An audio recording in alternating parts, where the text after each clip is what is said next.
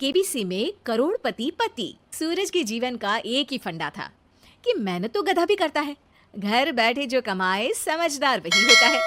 इसीलिए उसने कभी नौकरी ही नहीं ढूंढी। इस बात से हालांकि उसकी पत्नी शिखा बिल्कुल भी अग्री नहीं करती थी, पर फिर भी सूरज को समझाना बेकार था।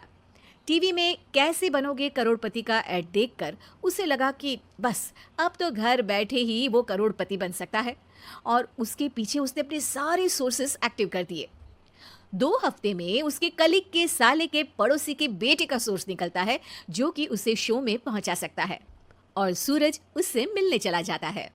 अच्छा, तो हमें मुकेश जी बता रहे थे कि आप हमें शो में पहुंचा सकते हैं। हाँ, उसमें कोई तकलीफ नहीं है। मैं कल अगर कोशिश करूँ तो इसी महीने में आपका नंबर आ जाएगा। अरे ये तो बहुत बढ़िया हो गया। अच्छा, वो सिलेबस और क्वेश्चन पेपर का कोई जुगाड़ है क्या? हैं? उसका तो कोई जुगाड़ नहीं है। तो वो वाकई में कुछ भी पूछ सकते हैं? हाँ, वो तो बच्चन जी पर है, जो पढ़ते हैं वो पूछ लेते हैं। पहली कोशिश फेल होने पर अब सूरज के सामने एक बहुत बड़ा सवाल था कि आखिर जवाब कहाँ से लाए। तब शिखा ने एक सजेशन दिया, क्यों ना सूरज अपने चचेरे भाई सुमित से मदद मांगे, जो कि यूपीएससी की तैयारी कर रहा था। हालांकि इतनी मेहनत करना सूरज को समझ में नहीं आता था, पर कोई और रास्ता ना मिलने पर वो आखिर सुमित से बात करता है। अरे सुमित, हमारा कैसे बनोगे करोड़पति के लिए सिलेक्शन होने वाला है। तुम हमें थोड़े चिट बनाने में मदद करोगे क्या?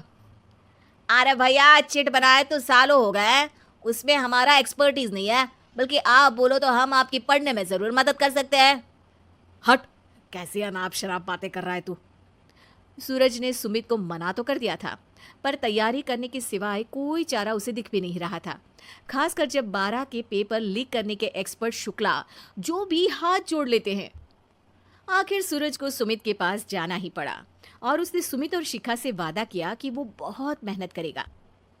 1 महीने की तैयारी के बाद फाइनल हुआ कि शो से 1 हफ्ते पहले एक ट्रायल खेला जाएगा, जहां पर सारे रिश्तेदार ऑडियंस की जगह पर होंगे और शिखा सवाल पूछेगी। दूर दराज से भी रिश्तेदार आकर हाजिर हो गए देखने कि आखिर कैसे बनेगा सुमित करोड़पति। सब कुछ सेट था, और इतने में सूरज आकर अपना स्पीच देता है।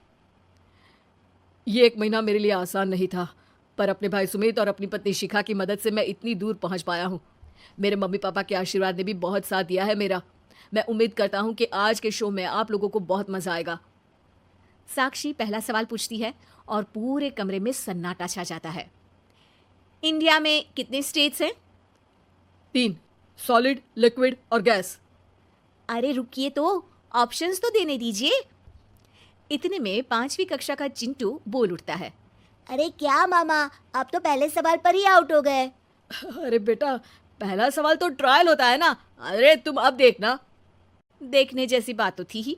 सूरज को इतना शांत किसी ने नहीं देखा था। कभी कभी तो लगता था मानो सूरज आंख खोलकर ही सो गया हो।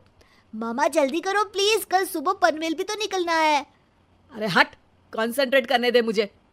3 सवाल में 3 लाइफलाइन खत्म हो चुकी थी, और अब चौथे सवाल पर भी सूरज का मौन नहीं टूटा। पर सूरज अभी भी हार मानने को तैयार नहीं था। उधर हर कोई सूरज को छोड़ सुमित को देख रहे थे।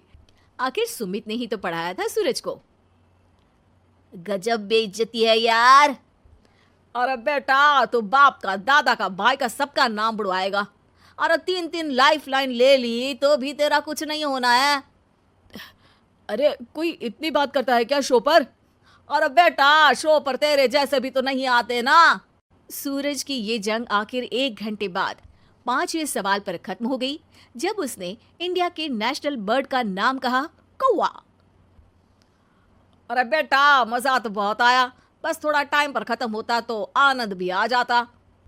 ताने बारिश के बूंदों की तरह बरस रहे थे, और सूरज को भी समझ आ रहा था कि ये करोड़पति बनना शायद उसके बस के बाहर की बात है। पर वो आखिर ये बात मान कैसे लेता? वो सख्त लौंडा जो ठहरा, उसने सोचा कि बेइज्जती तो हो ही चुकी है, पर अगर मैं हार नहीं मानूं तो शायद कुछ हो सकता है।